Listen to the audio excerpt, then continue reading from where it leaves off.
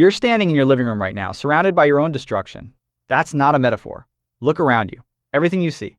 The decorative pillow, the kitchen tool in the drawer, the junk mail on the table. These aren't just objects. They're sleeper agents, waiting for the moment society flips the switch from polite to predator, from neighbor to looter. And when that happens, the guns, the ammo, the reinforced doors, they're obvious. They make you a fortress, and a fortress is always, always besieged. But the truly dangerous survivor isn't the one behind the ramparts. It's the one the looters look right at and see nothing. It's the one holding something so harmless, so everyday, that it becomes completely invisible until it's too late. Let's talk about the psychology of the looter first, because this is the bedrock everything else is built on. In a true collapse, looters aren't master thieves. They're desperate, scared, and operating on a brutal fast-twitch calculus. Risk versus reward. They're looking for the path of least resistance to the highest value.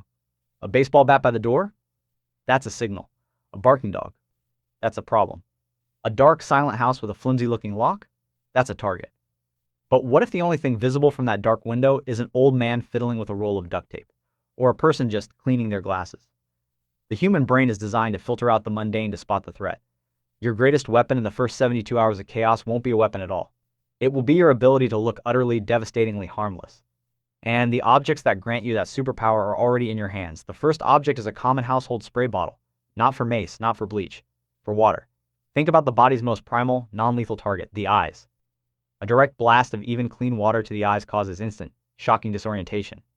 A reflexive flinch, a head turn, a moment of blindness and panic. It buys you 3 to 5 critical seconds. The reason this works on a neurological level is the corneal reflex, an involuntary blink meant to protect the retina. It's faster than conscious thought. A looter surging forward is operating on aggression. You interrupt that circuit with a primal defense signal. Now fill that bottle with a saline solution or even vinegar water, and you've added a lingering sting that prolongs their incapacity. It looks like you're missing a plant. It sounds ridiculous. Until you've blinded someone in their tracks without throwing a single punch. This section is based on practical field survival experience rather than formal academic sources. Next, the metal cooking pot or kettle, preferably one with a loud, clattering lid. This isn't for boiling water. This is for creating a perimeter alarm so jarringly domestic it defies suspicion.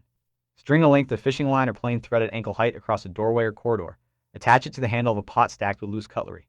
When tripped, it doesn't sound a silent alarm. It creates an unholy, echoing crash. But here's the psychological magic. In a quiet, tense neighborhood, the sound of shattering glass or a gunshot draws attention, maybe even draws a crowd. The sound of a pot falling. It's normal. It's clumsy. It makes you sound vulnerable, not prepared. To the looter outside, it signals a fumbling occupant, not a fortified one. And for you inside, that specific, expected cacophony is your cue. It tells you exactly where the breach is happening while making you look weak. You win by appearing to lose. Now, consider the roll of duct tape. In your hand, it's for repairs. But torn into a 6-inch strip and stuck sticky side out on a dark floor at a doorway's threshold, it becomes a pursuit deterrent of beautiful simplicity. Someone rushing in, eye scanning for threats and valuables, will not see it. Their lead foot will plant, and their next step will be hampered. Not by a fall, but by a sudden, startling adhesion. It doesn't stop them. It confuses them. In that split second of, what did I just step in? Their momentum breaks, their focus drops from you to their own feet, and their brain has to process a non-violent, utterly bizarre obstacle. That confusion is a gap you can use to disappear into another room, to ready another option, or simply to stand still. Because a confused person in a dark house will often retreat to reassess. The threat was a sticky floor. How do you even process that? Our fourth object is eyeglasses or sunglasses, even non-prescription ones. This is pure perceptual warfare. Studies on threat assessment show that people instinctively look at the eyes to gauge intention and capability. Glasses, especially thicker frames or tinted lenses, create a barrier. They obscure your gaze, hide where you're looking, and subtly dehumanize you, making you harder to read. In a confrontation, putting on a pair of glasses is a nonsensical act. It breaks the script of aggression.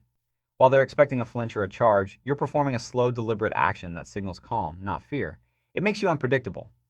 Furthermore, the glass or polycarbonate lens, held properly in the fist, can be used to focus a beam of sunlight, from a flashlight or a mirror, into a dazzling point of light aimed at an attacker's face, another trigger for that protective blink reflex. You're not holding a shiv, you're adjusting your vision, and they have no playbook for that. Then there's the hardcover book. Not for reading, for structural reinforcement and silent movement.